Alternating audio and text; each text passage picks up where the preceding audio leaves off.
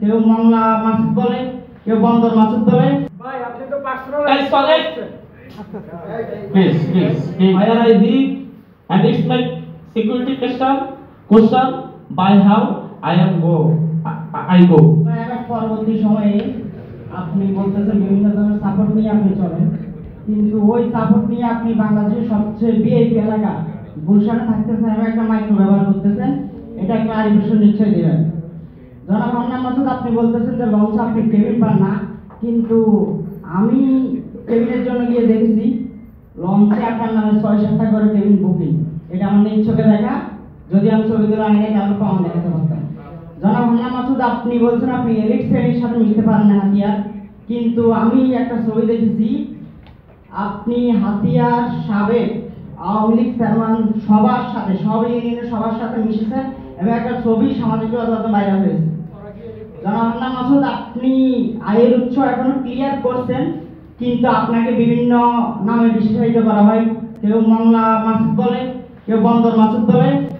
আমি এখানে প্রশ্ন করার জন্য দাঁড়িয়েছি, আমি একটা প্রশ্ন করবো না, আপনি আশা করি ওই মেনে নেবেন। আমি জাতীয় নাগরিক পার্টি এনসিপির প্রথম 10 জন এবং স্থায়ী কমিটির একজন মেম্বার। আমি যখন বৈষম্যবিরোধী ছাত্র আন্দোলনের মুখ্য সংগঠক ছিলাম, তখন থেকেই বৈষম্যবিরোধী ছাত্র আন্দোলনের ফান্ড এবং পার্টি ফান্ড থেকে আমাকে গাড়ি ব্যবহার করতে দেওয়া হয়েছে এবং আমাদের এই যারা স্থায়ী কমিটির মেম্বার আছে, পলিটিক্যাল মেম্বার, তারা প্রত্যেকে এটা ব্যবহার করে, এই ক্ষেত্রে পার্টি ফান্ড টানে।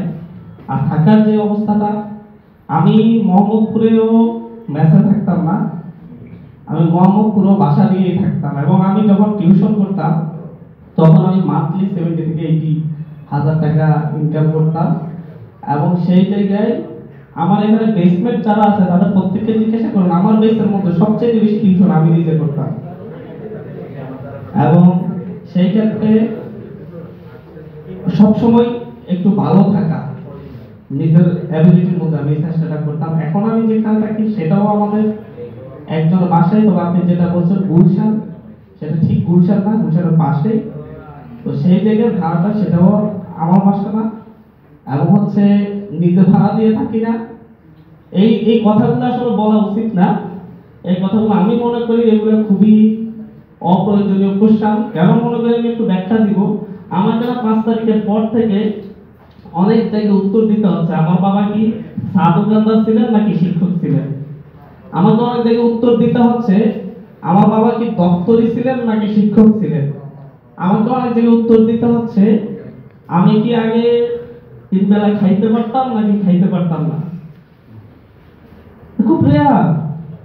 আপনি মেবি ছাত্রদলের সাথে আছেন, ছাত্রদলের এক নেতা আপনাদের পাশের ইউনিয়নের স্বেচ্ছাসেবক দলের মেবি সভাপতি আমাকে নিয়ে ভিডিও লাইভ করতে এবং ভিডিও দিয়েছে আমার বাবা ছিল হচ্ছে চা দোকানদার। এই কোশ্চেনগুলো কেন আমাকে দিতে হবে, এই উত্তরগুলো ইউ হ্যাভ আপনি আমাকে কোশ্চেন করতে পারবেন যে হচ্ছে আপনি এই 2 নাম্বার কাজ করেছেন, এটা ভুল করেছেন, এটা সঠিক করেছেন, সামনে কি করবেন সেটা বলেন।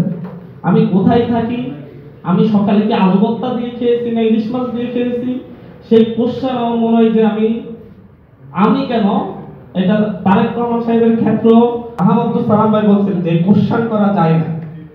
ওকে, এটা কোশ্চেন করা যায় না কারণ আমি কোনো পাবলিক, একটু শেষ করি, আমি কোনো পাবলিক দায়িত্বে নেই এবং আমি কোনো গভর্নমেন্ট কিংবা হচ্ছে নন গভর্নমেন্ট এমনকি কোনো প্রাইভেট কোম্পানির সাথে জড়িত নই।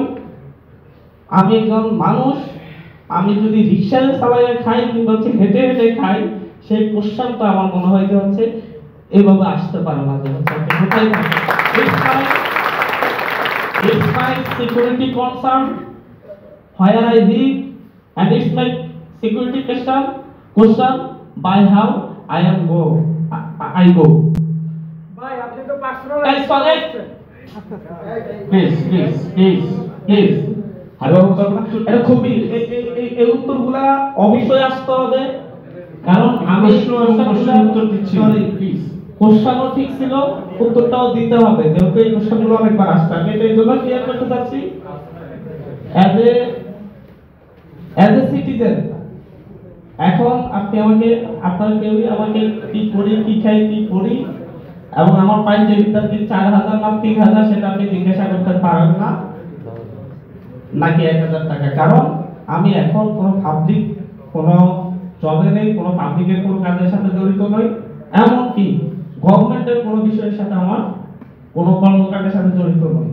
যদি হই তাহলে হচ্ছে আমি মানুষের কাছে এই প্রশ্ন জবাব দিতে, আমি এমপি হওয়ার পরে এটা জবাব দিতে অবশ্যই বাধ্য থাকবো যে আপনার বেতন এত, আপনি কিভাবে এত টাকা বাড়িতে থাকেন, আপনার স্যালারি এত, কিভাবে আপনি হচ্ছে এত টাকা থাকেন। আশা করি ক্লিয়ার হয়েছে।